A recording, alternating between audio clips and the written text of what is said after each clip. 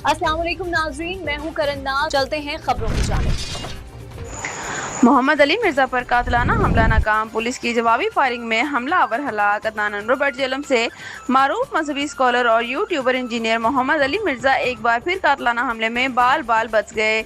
मदरसा academy में जबरदस्ती घुसने की कोशिश करने वाले मुसल्लह हमलावर को पुलिस ने जवाबी कार्रवाई में हलाक कर दिया। ताहम फायरिंग के तबादले में एक पुलिस कांस्टेबल जख्मी हो गया।